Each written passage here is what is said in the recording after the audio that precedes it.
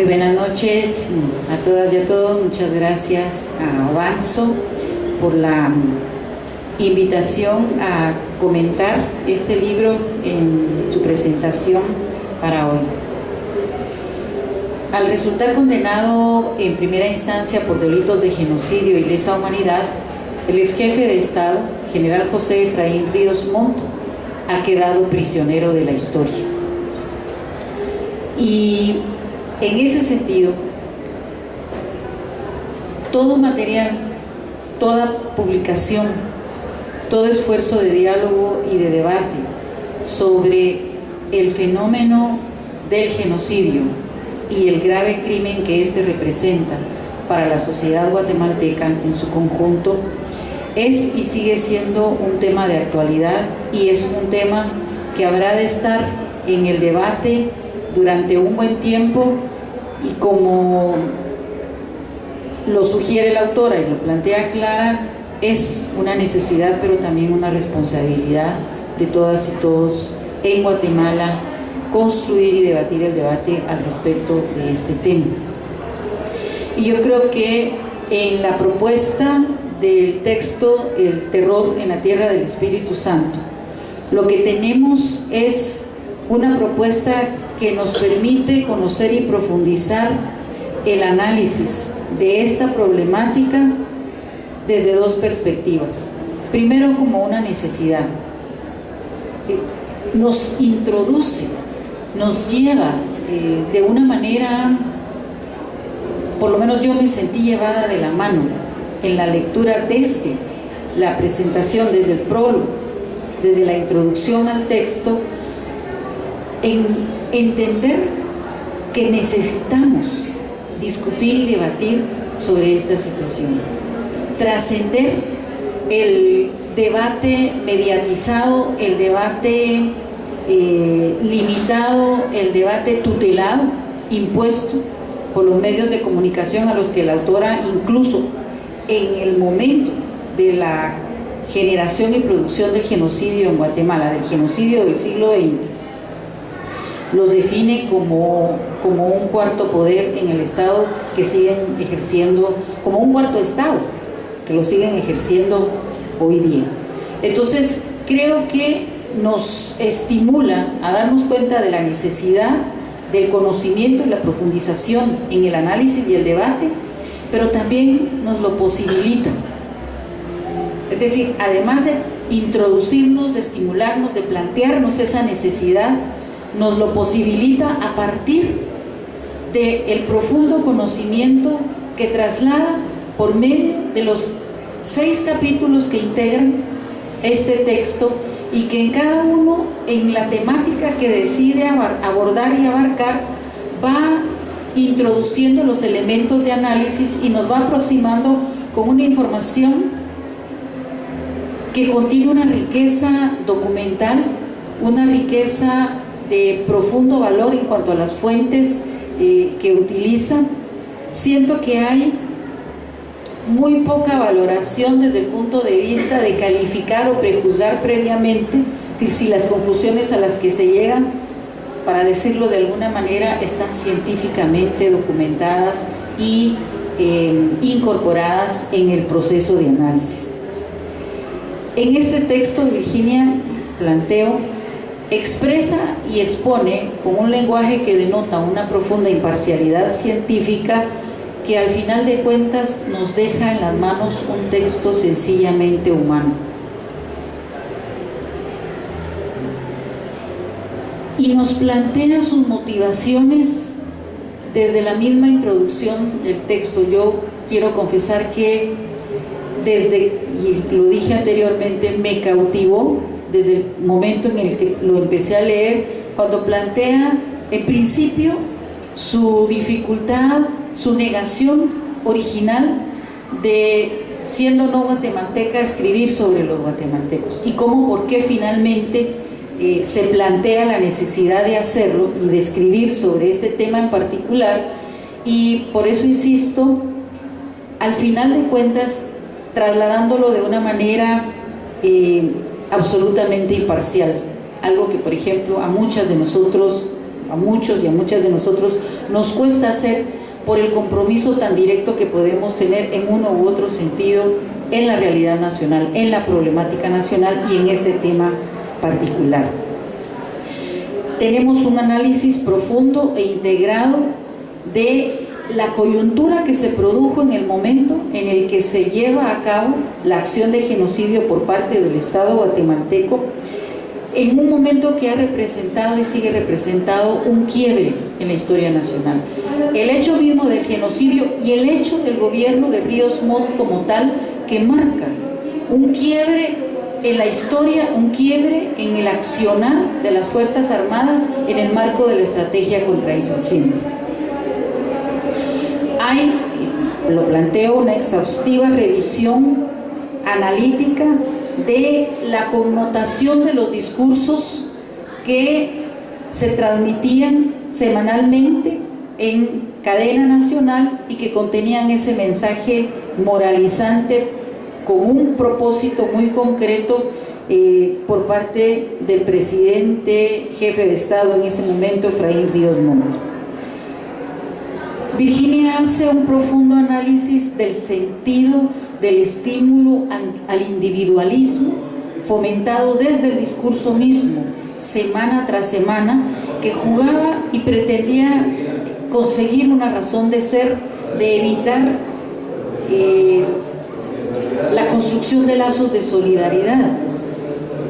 No lo dice exactamente así, pero yo pienso que mucho de la inacción o de la inamovilidad que tratamos de explicarnos hoy día tiene sus raíces en el impacto que ese discurso que Virginia nos analiza tuvo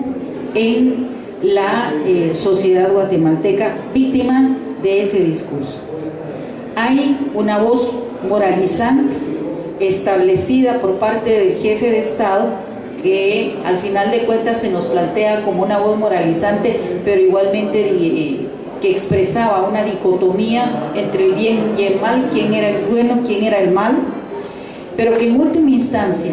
tenía una profunda contradicción, porque en realidad en el fondo ese discurso moralizante, como lo plantea Virginia, lo que buscaba era la justificación moral para las masacres. Como gesto, la eficacia moral de la ley de amnistía era doble.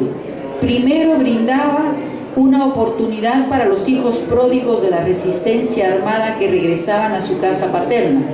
Al mismo tiempo, le ofrecía una lógica moral para su guerra justa en contra de quienes se le oponían.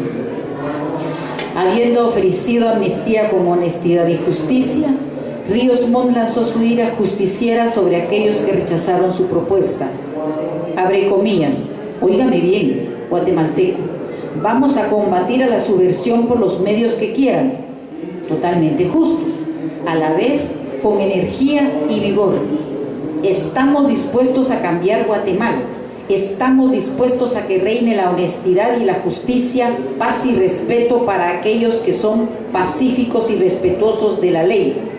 Prisión y muerte para aquellos que siembran el crimen, la violencia, delitos de traición. Cierran comillas. Este discurso que Ríos ofreció el 30 de junio de 1982 marcó el inicio de la fase más brutal de la guerra, una campaña contrainsurgente conocida oficialmente como Victoria 82 o más comúnmente como Fusiles y Frijoles. La era de las masacres había comenzado. Virginia nos ofrece también un análisis del proceso social antropológico de la construcción de lo que Carlos Figueroa Ibarra, entre otros autores, define como la construcción de la otredad negativa. El discurso, este discurso que plantea la dicotomía entre el bien y el mal, entre los buenos y los malos, también genera una serie de procesos que Virginia analiza a partir de las acciones de Estado que van hacia la construcción de esa otredad negativa. Para la década de 1980, este fracaso de suscribirse a un proyecto nacional conllevaba para el gobierno guatemalteco una fuerte sospecha de subversión. No debería sorprender, por lo tanto, que la retórica pública acerca de la unidad nacional de Ríos Montt claramente corresponde al periodo en el cual la Comisión de la Verdad de la ONU, la Comisión de Esclarecimiento Histórico, indicó que hubo un cambio en la estrategia militar en la cual los mayas fueron señalados como enemigos internos y enemigos colectivos del Estado. Desde el momento de su llegada, los residentes de las aldeas modelo recibían lecciones para convertirse en ladinos, tomaban cursos de castellanización y el español se convirtió en el idioma común. A los refugiados les presentaban películas anticomunistas, lecciones de patriotismo y pláticas ideológicas con instructores que provenían del ejército de Guatemala. Los metaefectos de la violencia y la evolución de una cultura, incluso de una patología de la violencia que se extiende más allá del alcance inmediato de los objetivos y las ideologías políticas. El mandato moral de fusiles y frijoles teóricamente se extendía desde el alto mando del ejército hasta el soldado común. Como agentes de un gobierno benevolente, todos los soldados tomaron un juramento de buena conducta en el cual prometieron, entre otras cosas, respetar mujeres, niños y ancianos y de abstenerse de robar o destruir sembrados o propiedades. Sin embargo, a pesar de estos objetivos nobles en el campo, Fusiles y Frijoles operó con leyes más simples. Como explicó sucintamente un oficial del ejército, abren comillas, si está con nosotros, le damos de comer. Si está en contra de nosotros, lo matamos. Cierran comillas.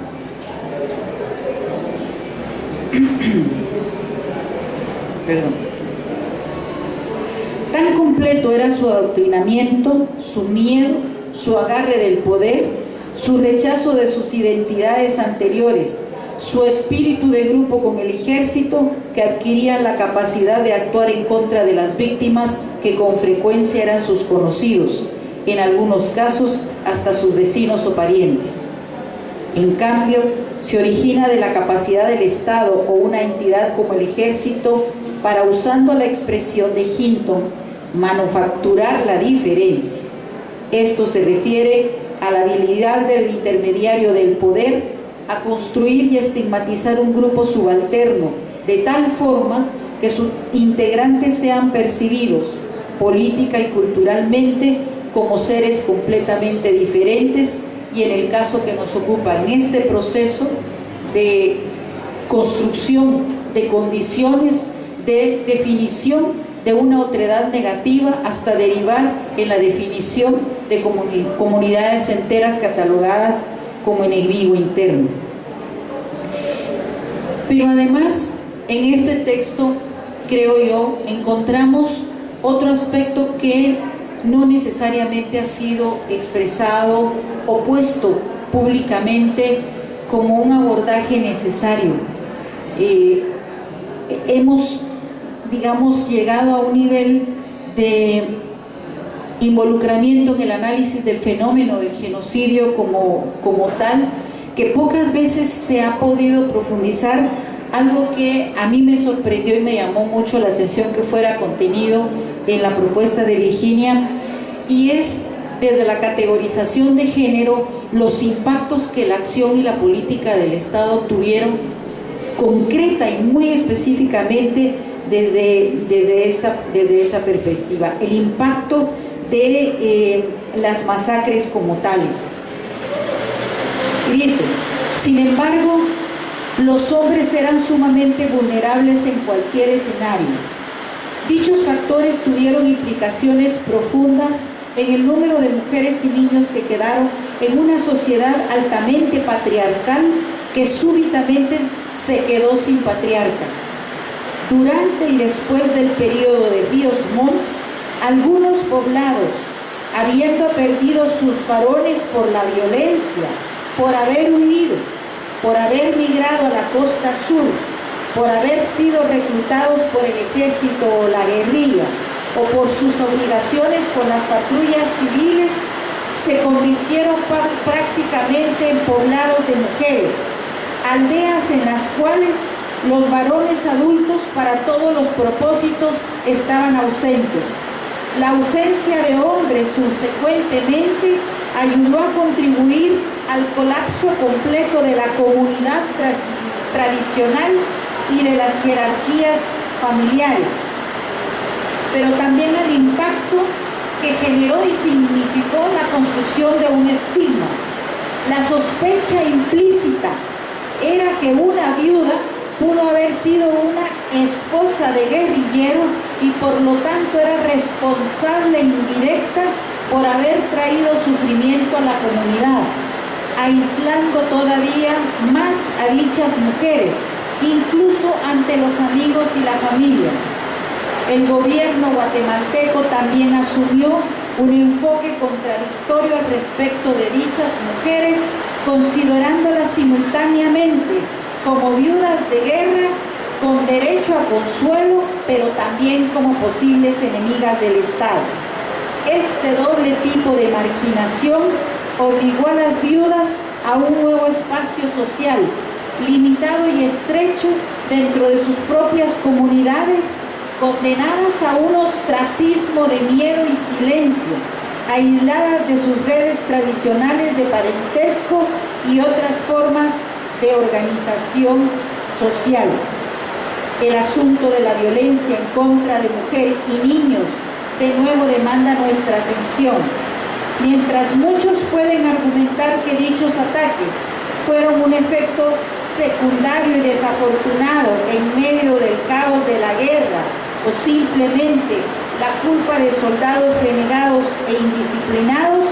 del alcance y la escala de dichos eventos, solo se puede concluir que las masacres per se eran parte de la estrategia central de las campañas contra insurgentes.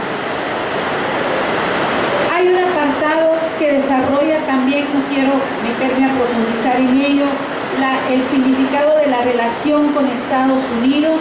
el momento en el que se produce el señalamiento del gobierno de Estados Unidos y la decisión del Congreso a limitar la ayuda militar estadounidense a Guatemala, y cómo el ejército guatemalteco, además se va a la gloria de ello, se construye como un ente económicamente autónomo, relativamente, porque en realidad viene a depender de la ayuda financiera, militar y de inteligencia de los ejércitos israelita y taiwanés, fundamentalmente, que son, por decirlo de alguna manera, los padres fundadores del servicio profesional de inteligencia militar en Guatemala. Quiero finalmente detenerme para una parte que también destaca la autora en los últimos capítulos, relativo a lo que significa el silencio y la complicidad con el silencio particularmente. Fundamentalmente, cuando nos plantea, esto fue el caso de Guatemala durante el periodo de Ríos Montt, un periodo cuando los lugares del poder, tanto interno como externo, el gobierno estadounidense, y los impulsores de la administración de la percepción, los medios como Cuarto Estado y los evangélicos extranjeros, es decir, todos los que pudieron ejercer presión en el gobierno de Guatemala, voluntariamente se hicieron los ciegos y los sordos, digo yo, con los excesos del régimen. En el caso de Estados Unidos, la manipulación de la información por medio de desviar la diseminación y negación de parte de la embajada en Guatemala, diseñada para permitir los avances de los intereses estratégicos estadounidenses por medio del restablecimiento de la asistencia. Crearon una brecha de credibilidad entre la embajada y Washington que a largo plazo no logró abonar los intereses de ninguno. Como el historiador Jan Kershaw ha escrito de la historia de Alemania en una frase que tiene una aplicación más amplia y vigente, abre comillas, el camino a Auschwitz fue pavimentado con la indiferencia. En el caso de Guatemala, el camino al genocidio en el área Ixil fue pavimentado con la indiferencia y el silencio de actores importantes que pudieron haber intervenido o permitido detener esas crímenes de lesa humanidad, y sigue siendo alimentado y abonado hoy día con fuerte concreto con la indiferencia y la estructura de la impunidad que hoy día intenta evadir la sentencia por genocidio en nuestro país. Virginia nos propone finalmente y en todo su documento una propuesta para la construcción colectiva del concepto de genocidio, que en definitiva ella dice: sigo usando esta palabra de una manera simple, subteorizada, pero en el sentido exacto, para significar una matanza a gran escala de un sector de la población basada en términos generales por ser quienes eran, definido por la etnicidad, la religión o alguna otra alteralidad, y aquí cabe también el sentido de pertenencia política o ideológica, como vimos en la Guatemala de la década de los 80. Me atrevería a plantear entonces que en definitiva la propuesta que hoy nos presenta Avanzo y que nace del trabajo y de la compilación de Virginia Garard-Burnett, en resumidas cuentas podemos considerarlo como sociedad, como un superperitaje al respecto del crimen de genocidio en Guatemala y de lo que significa que Guatemala haya estado bajo la bota del general José Efraín Ríos Montt entre 1982 y 1983.